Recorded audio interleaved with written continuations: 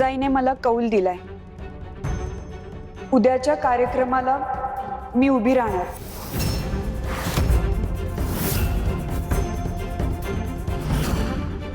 काय झालं महादेव? आदिशक्ती सापडल्या? होय, त्या सापडल्या आणि त्यांच्याकडून आम्हाला उत्तर देखील मिळालं. त्या काय म्हणाल्या? त्यांनीच तसा दृष्टांत दिला होता का महादेवा?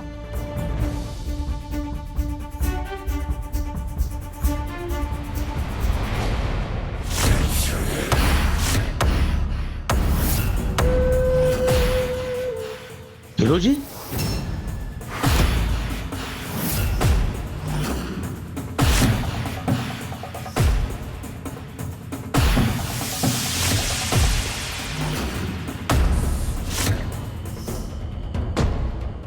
अरे हिरोजी, इथं काय करतोयस? काका, मला ना जरा अस्वस्थ वाटत होतं, म्हणूनच बाहेर फिरत होतो. महिपती, तू माझ्या बरोबर झालास का? काका, हा महिपती, हा मला वाटेत भेटला. याच्याशी बोलून बरं वाटलं मला. तू जगदंबाचा मित्र ना? त्या दिवशी घरी आला होतास ना? हा महिपती आमच्या गावातला पोरगा आहे, जगदंबाचा मित्र आहे. हो, महिपती. अरे बरं झालं भेटलास. जगदंबा बरोबर आमच्या हिरोजीचं लग्न ठरतंय. उद्याच टिळ्याचा कार्यक्रम आहे, तू नक्की ये बर का? चल हिरोजी.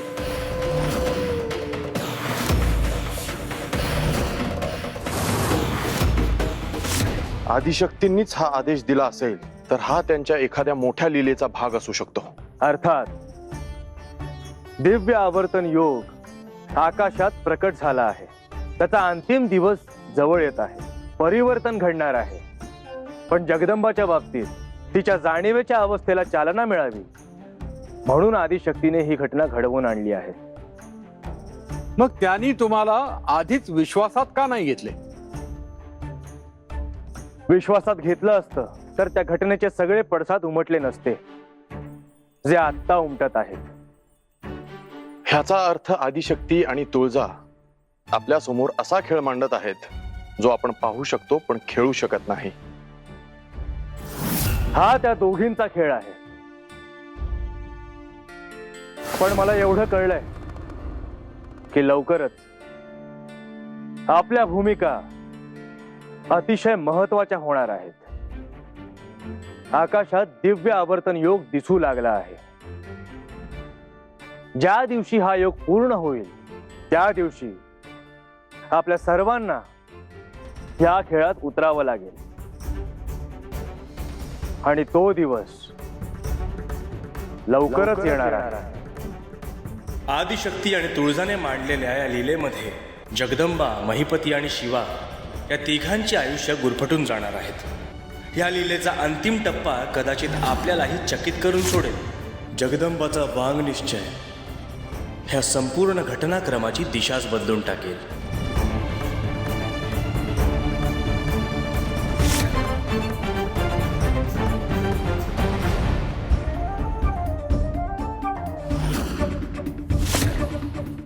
माफ करा, माफ करा, माफ करा. उठा. तुम्हाला कुठे लागलं तर नाही ना? चुकून धक्का लागला. कुठे नाही लागलं, पण तुम्ही एवढ्या घाईत कुठे निघालात? अनर्थ, घोर अनर्थ होणार आहे. काय म्हणताय नंदलाल भाऊ? मी नेमकं काय म्हणतोय ते ह्याला कळणार नाही, पण मला लवकरात लवकर हे त्यांना सांगितलंच पाहिजे. नाही नाही, काही नाही.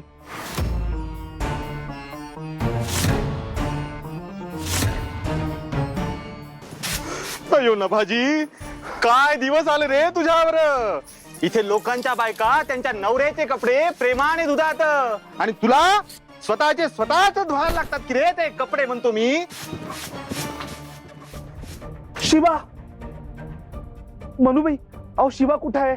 अयो, आताच गेला की हो तो. गेला? पण काय काम होतं म्हणते मी? अयो, असे धाप लागल्यासारखे काय करताय हो तुम्ही? त्याला एक महत्वाची गोष्ट सांगायची होती मला. असा नेमका ह्याच वेळी कसा काय बाहेर गेला? अयो, कोणती गोष्ट? नाही, यांना सांगायला नको. कारण ह्यांना सांगितलं तर ते महिपतीला सुद्धा कळेल आणि मग तो काय करेल याचा नेम नाही. नाही नाही काही नाही, मी येतो. अयो नंदलाल भाऊजी. अयो असे का गेले ग ते? अयो नभाजी, हे नंदलाल भाऊजी जे काही सांगायला आले होते ते काही कळलंच नाही बघा.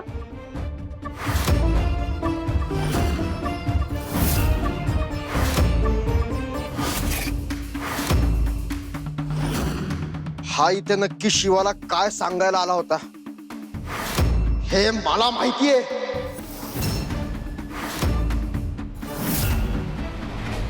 प्रभो प्रभो प्रभाव, तुम्ही इथं आहात होय? सकाळपासून मी तुम्हाला कुठं कुठं शोधलं आणि आणि तुमची प्रकृती तर ठीक नव्हती ना? नाही नंदी, जगदंबाने माझे प्राण वाचवले. त्यानंतर माझी प्रकृती ठीक व्हायला फारसे कष्ट पडले नाहीत मला. पण तुझी अवस्था बिकट दिसते. काय झालंय काय? प्रभो, अहो खूप विपरीत असं काहीतरी घडतंय. जर हे थांबवलं नाही ना तर अनर्थ घडेल, अनर्थ. नेमकं कशाबद्दल बोलतोयस तू नंदी? सकाळी मी जगदंबाच्या घरी गेलो होतो आणि आणि तिथं मी जे पाहिलं ते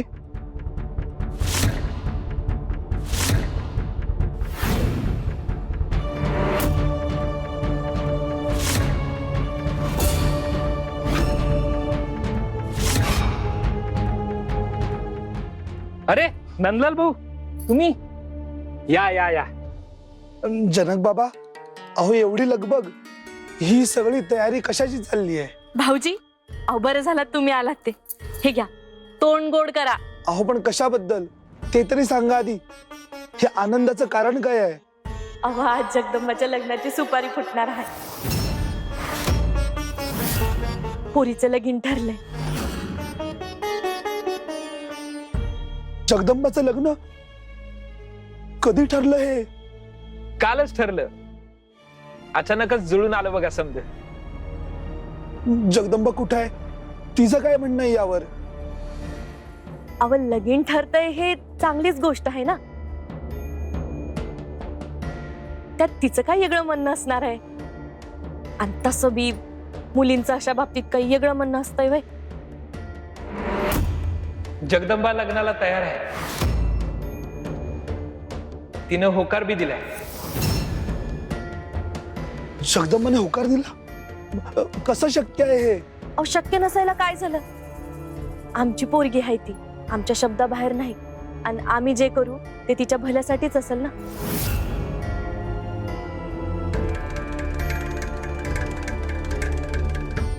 नंदलाल भाऊ, समध्या गोष्टी आपल्या हातात नसतात बघा. पण आता जगदंबाच्या आयुष्यात जे काही घडणार आहे त्याला तुमचा आशीर्वाद असावा असं वाटते. तुम्ही तिला लहानपणापासून पाहिलंय, अंगा खांद्यावर खेळवलंय, सांभाळलंय. आमच्या नंतर या गावात तिचं सख्य कुणाशी असेल तर ते तुम्ही आहात. तुम्ही या कार्यक्रमाला हजर राहावं असं वाटते. नक्की या. आणि हा, शिवाला पण सांगा, चांगला पोरगा आहे तो बरोबर असला की जगदंबा खुशीत असते. काही वाईट घडत असलं ना तरी तो बरोबर आहे म्हणून तिचा चेहरा खुललेला पाहिलाय मी. आता बी तो सोबत असला तर जगदंबाला त्याच्या मैत्रीचा आधार मिळेल. येतो मी. नाही, हा अनर्थ आहे. हा घोर अनर्थ आहे. मला हे जसं समजलं तसं मी त्वरित तुमच्या जवळ आलो. हे जे काही घडतंय ते योग्य नाहीये. ते थांबवण्यासाठी आपण काहीतरी करायला पाहिजे.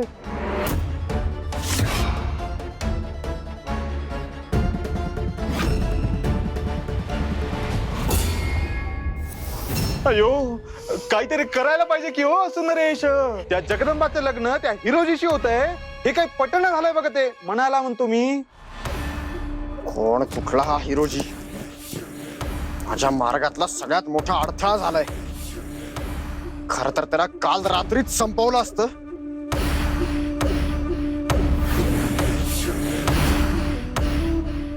हिरोजी?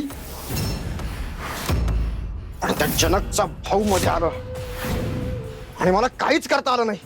त्याच्या समोर काही झालं असतं तर जगदंबा कधीच माझी झाली नसती. अयो असू नरेश, तुम्ही काही काळजी करू नका बघा, अजूनही वेळ गेलेली नाही म्हणतो मी. तो हिरोजी धर्मशाळेत थांबलाय बघा. आत्ताच्या आत्ता रूप बदलून जातो आणि त्याला संपूर्णच परत येतो म्हणतो की हो.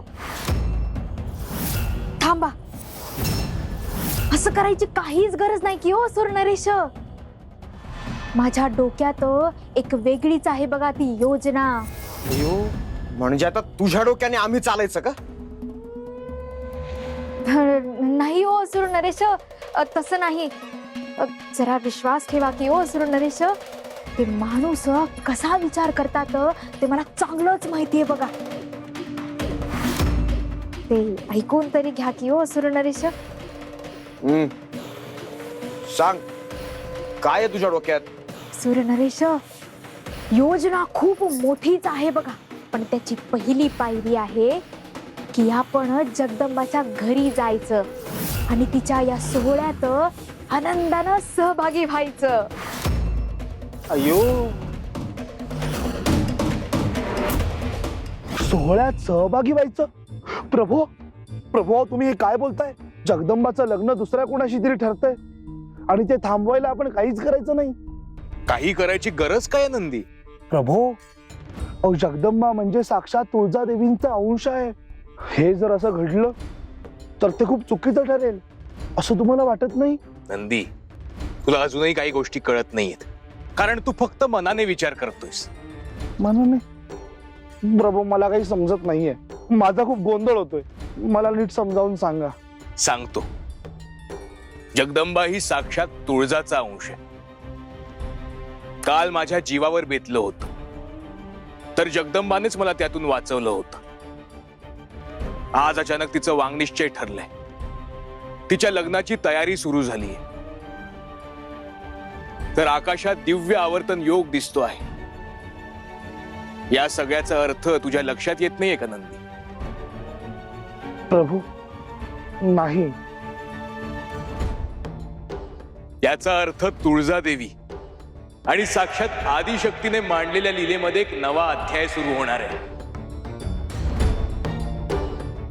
त्यामुळे काही गोष्टी आपण त्यांच्यावर सोडून द्याव्यात आणि निर्धास्त राहावं. आता जे काही होणार आहे ते फार नाट्यमय आणि उत्कंठावर्धक होणार आहे. याचा अर्थ हा वांग निश्चय थांबवण्यासाठी आपण काहीच करायचं नाही, जे काय होतंय ते हातावर हात ठेवून बघत बसायचं.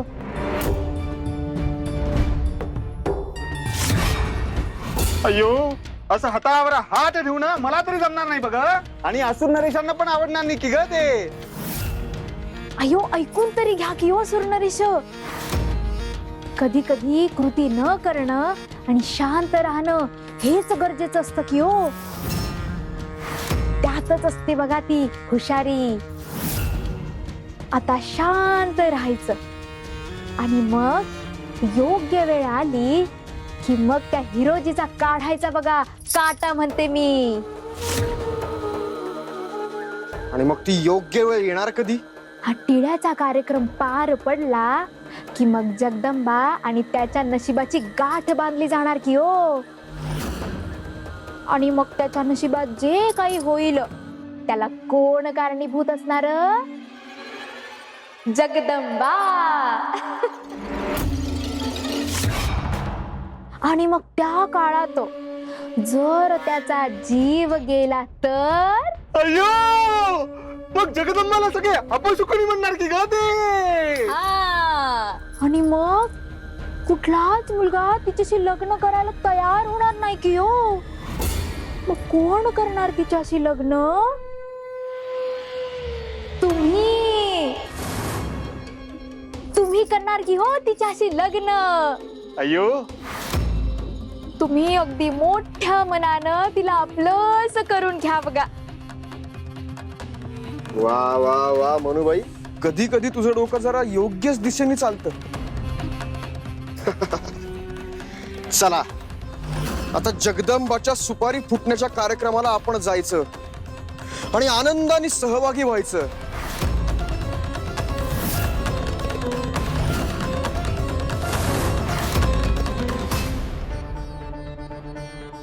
अरे नंदलाल भाऊ, या या या. स्वागत आहे तुमचं. अगदी येळेत आलात बघा. कार्यक्रम अजून सुरू व्हायचा आहे.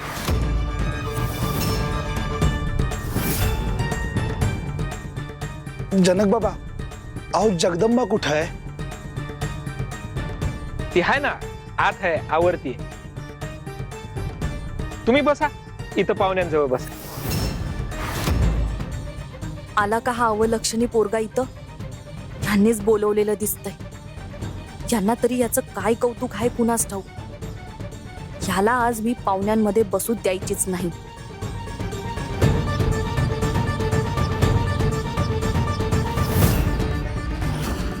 शिवा, तू पण आलास, बरं झालं. बस.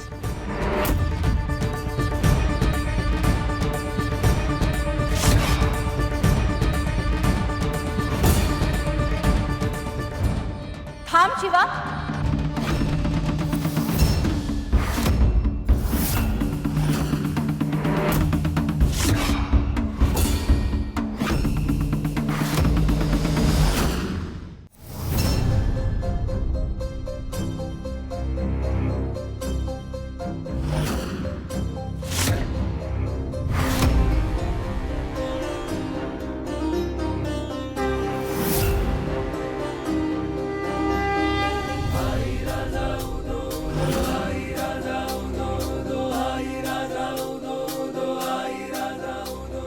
जगदंबा,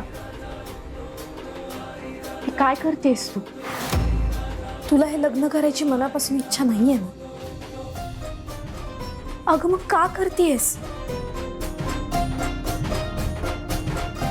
जगदंबा, तुझ्या मनात काय आहे ते मला माहिती. तुझं मन महादेवांमध्ये गुंतलंय. अगं मग इच्छा नसताना हिरोजीशी, एका अनोळखी व्यक्तीशी नातं जोडण्यात काय अर्थ आहे?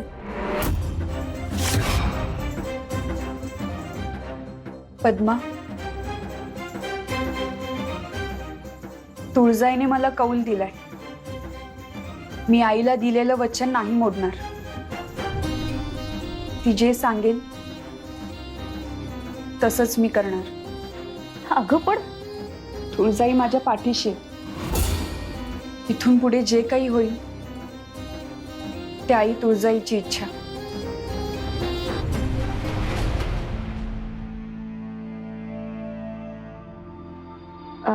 शिवा, अरे तू तरुण आहेस, जगदंबाचा मित्र आहेस. इथं कुठं मोठ्या माणसांमध्ये बसतोस? ही पाहुण्यांची जागा आहे, मानकर यांची जागा. अजून बी पाहुणी येतील तर त्यांना बी जागा झाली पाहिजे ना. मग तू तिथं पायरी सांभाळून उभा राहा.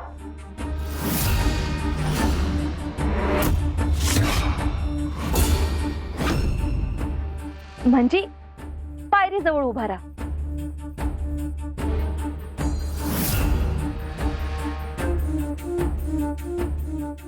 जागेची जर एवढीच अडचण असेल ना तर मी उभा राहतो. शिवाला बसू देत. शिवा, तू बस. नंदलाल भाऊ नको, तुम्ही बसा. तुम्ही मोठे आहात, हा तुमचा मान आहे.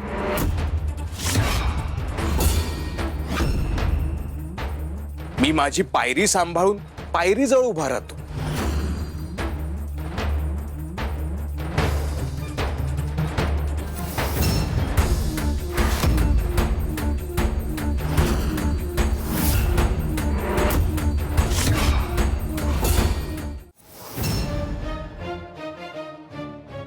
अरे महिपती, आलास तू? या दोघांना बी घेऊन आलास, बरं केलंस बघ. या या या, आमच्या लेकीला तुमचे बी आशीर्वाद भेटतील.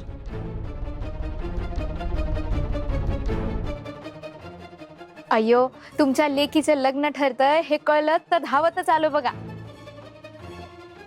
हे घ्या, गोडाचे आणलंय तुमच्यासाठी. बरं झालं बघा तुम्ही आलात, बरं वाटलं. आम्ही तसं गावात जास्त कुणाला काही सांगितलेलं नाही, कारण समजा आयत्या येळीच ठरलं ना. अय्यो असं काय बोलताय हो? जगदंबा सगळ्या गावाची लाडकी आहे बघा. आता तिचं लग्न ठरतंय म्हणल्यावर आम्ही येणारच की हो ते. बरं वाटलं. तुमचा लेख बी आलाय की मग अशीच. अय्यो शिवा तुम्ही या ना, बसा इथं, पाहुण्यांच्या जागी जाऊन बसा. हा हा हा.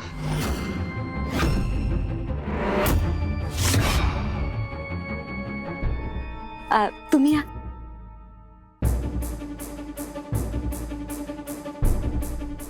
अरे महिपती, तू उभा का आहेस? जा तिथं पाहुण्यांच्या जागी जाऊन बस.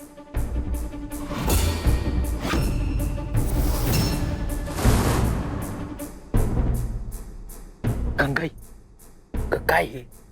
तू महिपतीला बसायला सांगितलंस आणि शिवाला उभं केलंस, हा काय प्रकार आहे? महिपती बी तरुणच आहे, तू उभा राहील शिवाजवळ. नग, महिपतीला बसू दे. तो बी माझा मानकरीच आहे. त्याने एकदा देवळात माझा जीव वाचवला होता, आणि तसं बी तो समद्यांशी मिळून मिसळून राहतो. चांगला आहे त्यो. अगं पण जगदंबाचा आवरला आहे का ते जाऊन बघा आधी. जावा.